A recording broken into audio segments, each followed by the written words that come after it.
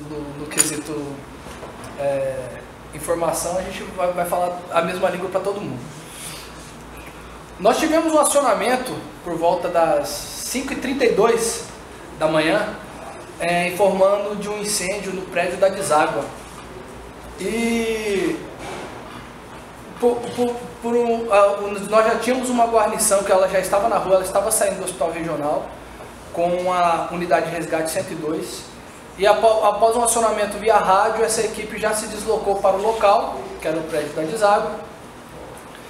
E com 2 minutos ali, já estavam próximos, com 2 minutos, eles já começaram a dar o primeiro início de combate ao fogo. Nesse primeiro início, uma atitude nossa é cortar a energia e, posterior a isso, a gente retirar as vítimas, como por se tratar de um prédio, retirar os moradores que lá estavam, né? Até porque era um horário meio atípico, né? Após feito, retirado uma parte dos moradores, a guarnição que estava lá até a chegada do caminhão, já deu-se início ao combate ao fogo, usando os próprios meios da própria empresa, como os extintores de incêndio. Mas lógico que pela proporção, pelo material combustível daquele local, o extintor de incêndio ele não foi tão eficiente. Mas com pouco tempo, ali, com mais 3 minutos, logo chegou o caminhão chegaram 2 caminhões de incêndio. Nessa situação começa o acionamento do nosso plano de chamada, devido a possível grande proporção de um incêndio. A gente faz o acionamento do plano de chamada para que a gente tenha o maior número de bombeiros trabalhando nessa área. Chegaram ao todo 28 bombeiros para trabalhar nessa missão. 3 bombeiros aeronáuticos que vieram também em nosso suporte, bem como a PM que nos ajudou na parte de isolamento da área, que é uma missão importante. Tínhamos lá nós 4 caminhões de combate a incêndio e depois chegou mais um caminhão do aeroporto. Foi necessário, devido à fumaça densa do local, a utilização de 8 equipamentos de proteção respiratória. 8 foi utilizado, e lógico a gente fazendo sempre um rodízio, né, para que o combate não ficasse parado. Tivemos também um apoio da população local, nos perguntando se a gente estava precisando de apoio de caminhão. Então chegaram vários caminhões de empresários locais, que eu até, não querendo ser injusto, mas vou citar alguns nomes, alguns dos caminhões que chegaram lá. Então nós temos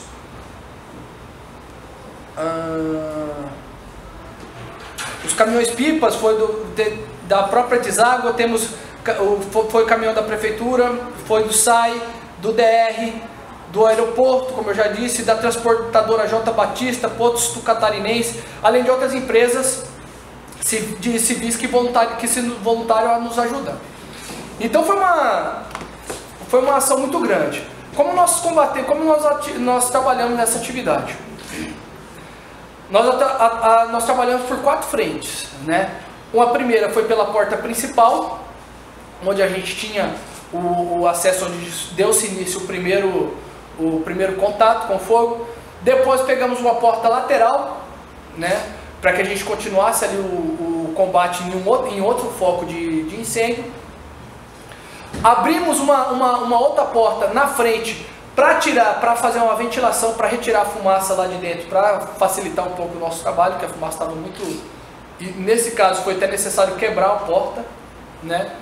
Uma equipe junto com equipamento para respirar acessou algumas janelas, fez a abertura das janelas, e com o decorrer dessas três linhas de ação, a gente conseguiu abrir mais uma brecha para atacar pelos fundos. Então foram quatro direções que nós atacamos. Dado esse posicionamento estratégico da equipe, que nisso já estava toda a equipe no local, dado esse posicionamento estratégico, calcula-se, né, que tivemos ali 20% de perda ali da empresa. Pode haver uma variação, tanto para menos quanto para mais. mais uns 20%. Foram usados 65 mil litros de água, aproximadamente, tá? As chamas, elas foram controladas, de fato mesmo, a mais ou menos umas 7h40 da manhã, e a partir desse momento, das 7h40, onde o fogo, existe um controle do fogo, a gente começa o nosso trabalho de rescaldo e verificar se há uma possível reignição do fogo. Que houve, porém, era uma coisa muito menor, uma proporção muito menor. Um fato que dentro dos meus 10 anos de bombeiro, bem diferente aqui do Bueno e do Joaquim, que já tem um período maior, foi justamente lidar com a retirada de vítimas do local. Então foi necessário uma equipe subir para retirar. Tinha uma criança que estava acho que no 3º andar, se eu não me engano.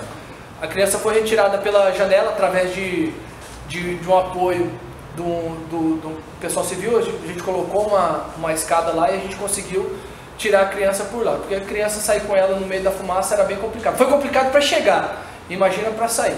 E aí dessa forma a gente conseguiu retirar suponho que sejam os pais, como tinha também um outro apartamento com mais 3 pessoas que também foram retirados de forma... Tava tenso, lógico, mas a gente conseguiu tirar ali, porque são adultos, é mais fácil de lidar com eles. Mas foram guiados também por bombeiros. Não tivemos vítimas nesse quesito, todas as vítimas que foram retiradas estão passando bem. Eu acho que é importante ter um cuidado com isso. Mas de qualquer forma, eu analiso o trabalho da corporação.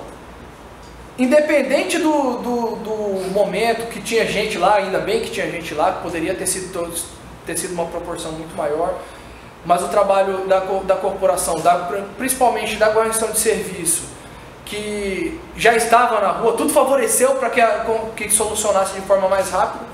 Então, vejo com bons olhos a atitude deles, foi brilhante, na verdade, até por questões emocionais dos proprietários lá, eles nos relataram isso.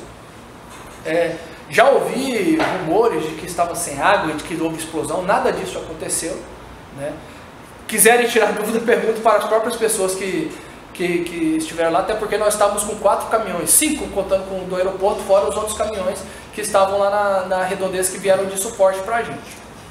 Pois não? Eu cheguei 2 minutos atrasado, acho que eu perdi. Vocês estavam 3 caminhões-pipa, então como foi a causa, talvez, do incêndio? Não, essa causa eu não consigo relatar, porque esse é um trabalho da perícia, tá? O que eu estou relatando para vocês aqui é a proporção que isso tomou, o trabalho que a gente fez para evitar um dano maior. E vocês sabem, ali é um prédio, tem várias outras empresas próximas ali que talvez se fosse num período diferente, num momento diferente, num horário diferente, talvez a gente tivesse tido um prejuízo moral da sociedade assim, um pouco maior. Estima-se que cerca de 50 pessoas moram naqueles apartamentos. Quantas pessoas saíram sozinhas após iniciar a fumaça e quantas saíram com o auxílio dos bombeiros? Na verdade, quando o bombeiro chegou, o primeiro trabalho dos bombeiros foi retirada das vítimas. Foram 2 apartamentos que ficaram, por um acaso, por conta até da fumaça mesmo, acho que era o F. Magnus que subiu lá, que ele estava sem o equipamento de proteção, ele não conseguiu acessar mais, e depois que ficaram esses 2 apartamentos, talvez por não ter ouvido e tal, mas ele percorreu todos os andares dos apartamentos ali, inclusive os moradores, depois de acionado por nós, continuaram a fazer isso em prol de socorrer os companheiros, os vizinhos no caso. Então, socorridos pelos bombeiros foram a família de 2 apartamentos. Justamente. E foram retirados pelos fundos, né? A criança foi retirada pelos fundos. Os pais, no caso, a gente saiu pela própria escada correndo mesmo, cobrimos lá o rosto com um pano molhado e a gente conseguiu sair. Você falou que trabalharam 28 bombeiros, certo? Certo. Eu acredito que 28 bombeiros não é uma escala de uma guarnição. Não. Eles chamavam bombeiros que não estavam na escala, como é que foi em relação a isso? Esse é o nosso plano de chamada. Nós estávamos com 5 na guarnição, né? É 5 que a gente trabalha por dia para atender toda a demanda daqui da nossa cidade. Esses, na verdade, deu-se início ao combate por 2 bombeiros que já estavam na rua.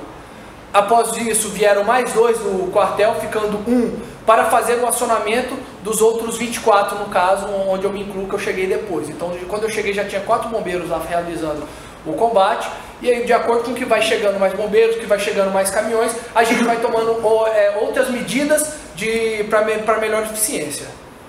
Foi usado extintor químico, porque tem materiais inflamáveis? A grande questão é o seguinte: a gente usar um extintor de incêndio para um incêndio, né, realmente não tem efetividade. O extintor de incêndio, ele é para princípio de incêndio.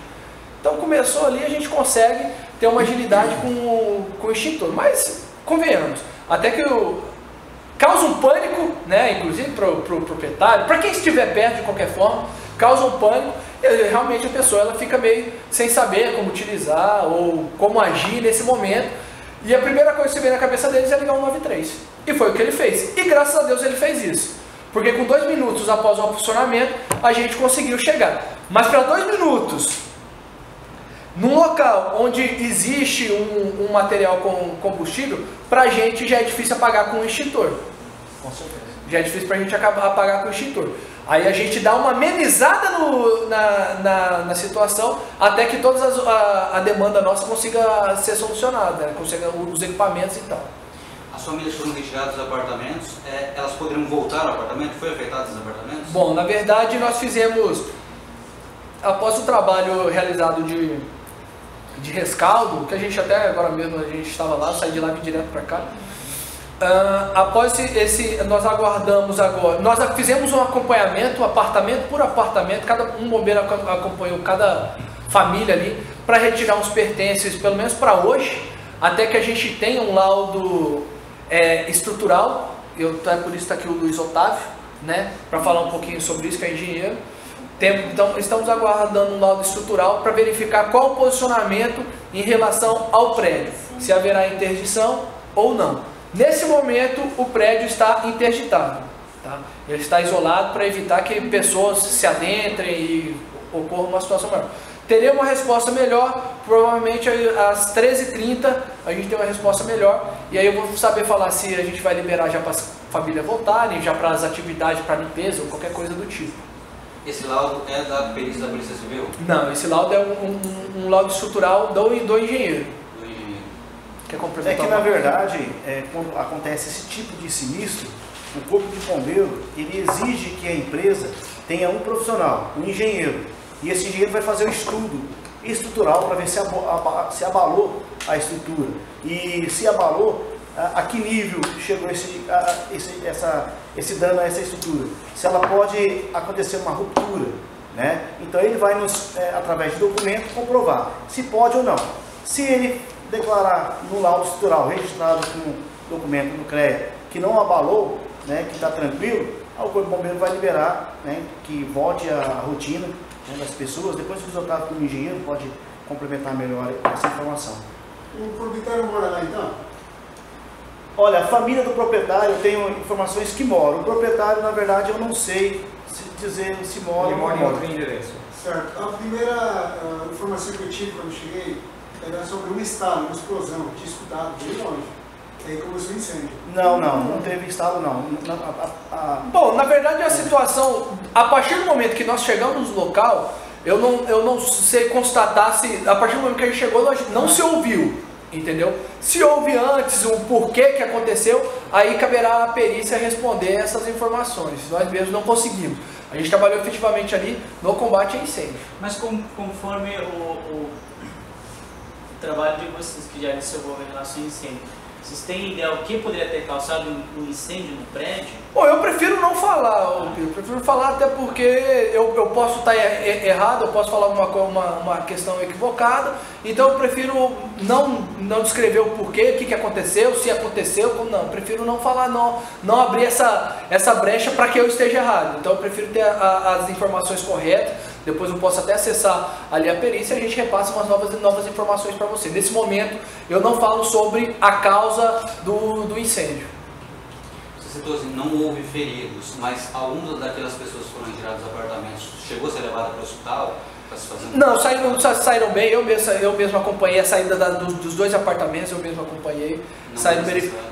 Oferecemos, lógico, o suporte para a necessidade do hospital. Eles ficaram, tinham condições de ir. Provavelmente devam ter procurado um hospital, iria depender dessa questão. Se você vai vencer mais ou menos a criança, tinha quantos anos aproximadamente? Uns 3 anos. Uns 3 anos mais ou menos. Ela também não precisou de nada? Não, ela estava próxima quando o momento que eu subi, que eu entrei no apartamento, ela estava na janela, né, em contato com ali, falando com o público. Um camarada, até agradecer, eu não sei o nome dele, ele colocou uma escada no andar de baixo, né, e que deu acesso ali à janela. A gente passou a criança para ele desceu com a criança em segurança. Após chegar lá embaixo, a gente fez a descida, eu fiz a descida com os pais. Eu escutei que vocês tiveram que arrebentar o muro do fundo, procede? Nós precisamos fazer uma abertura nas janelas para aliviar a fumaça densa que estava dentro. Isso, Qual era a condição das pessoas dentro dos apartamentos? Era de pânico? O que vocês encontraram lá? Sem dúvida. Na verdade, no momento que eu entrei, que a gente começou a gritar, bater nas postes para verificar.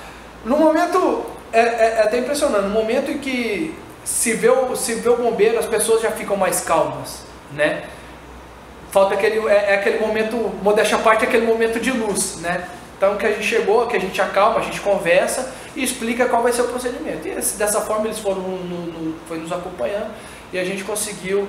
Mas é aquele momento que o bombeiro chegou, né? Ainda bem que o bombeiro chegou, então eles se sentem mais seguros. Mas lógico que era um momento bem de muita atenção, inclusive pra gente que trabalha nessa função, que a gente sabe que a gente trabalha com pânico, com medo das pessoas, mas até pra gente é um momento de tensão. Até por isso que mantém a gente vivo ainda.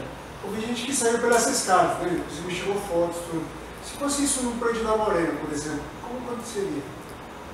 O prédio da Morena tem um sistema de evacuação com segurança, entendeu? Ela consegue evacuar o prédio, toda edificação tem um projeto, ela demanda de um projeto. E pela característica da edificação, por condições de área construída, tamanho, altura, cada edificação tem as suas peculiaridades. Então, no caso da Morena, ela tem a câmara de expansão, escada de segurança. Numa situação de incêndio, a pessoa consegue sair pela escada de segurança. Ela tem uma escada normal e tem a escada de segurança, que ela consegue evacuar a edificação num tempo seguro. Mais ou menos, depende da resistência do estudo que foi feito para aquela edificação. Tem edificação que é 2 horas de resistência, é um tempo suficiente para você evacuar uma edificação. Certo. Eu vi o caminhão pipa do DR, da prefeitura, do Irmão Batista, certo? Há a possibilidade de, mais para frente, será grande na cidade? Na verdade, até oportuna e boa pergunta, na verdade, com a implantação da nova legislação do Corpo de Bombeiro, através da Lei 3924, se faz necessário hoje a implementação desse sistema na nossa cidade. O problema é que na cidade ela está preparada com a tubulação específica, tem que ser 100 milímetros. As redes tem que ter redes pressurizadas, e ainda nós não temos. Em conversa com a direção do site, está sendo implementado um projeto, uma verba para ser dimensionado o sistema de hidrante para atender o sistema hidrante urbano. Também eu sei que cria especulação, o prédio em questão, deságua, tem projeto? Tinha sistema preventivo? Tem. O projeto da deságua está aqui, entendeu?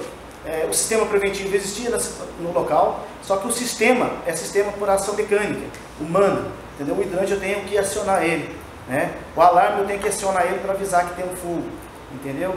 Os extintores eu tenho que ter o pessoal treinado para manusear aqueles extintores. Só que o sistema de iluminação de emergência e sinalização, eles foram fundamental para fazer a evacuação do prédio. Então as luminárias de emergência se acenderam, resistência de 2 horas acesas, as placas de sinalização indicaram onde o pessoal tinha que ir, entendeu? Não, de fato estava lá. O problema era que o número da fumaça que era muito grande, que dificulta. Mas as luminárias de emergência estavam acesas. Então, os extintores somente foram usados quando o bombeiro chegaram? Oi? Os extintores foram usados quando... Justamente. É importante até frisar aqui para se registrar que toda empresa que tem um sistema preventivo tem que ter um treinamento. As pessoas que estão ali saibam utilizar esses sistemas. Às vezes eu tenho um extintor, mas a pessoa não sabe como fazer para utilizar. Então tem que ter treinamento, tem que solicitar treinamento no Corpo de Bombeiro ou das empresas que são capacitadas para dar esse treinamento. Logo depois do combate ao incêndio, para ver exatamente quais são os riscos. Sempre uma segunda opinião.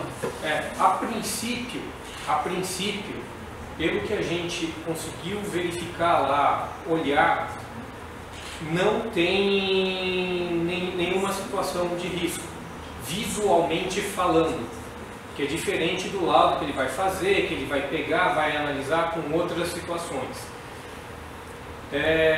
O que tem que deixar bem claro aqui, citado, é o seguinte: tudo funcionou, é como ele falou, a proporção do risco, caso não tivesse sido feito acionamento, esse primeiro combate inicial do soldado, o capitão Venço, não é? Do sargento Venço, a retirada de vítima, né? Para que todos esses sistemas de projetos que são feitos aqui, eles são exatamente para quê? Primeira situação, resguardar a vida, e segundo, resguardar o patrimônio, tá?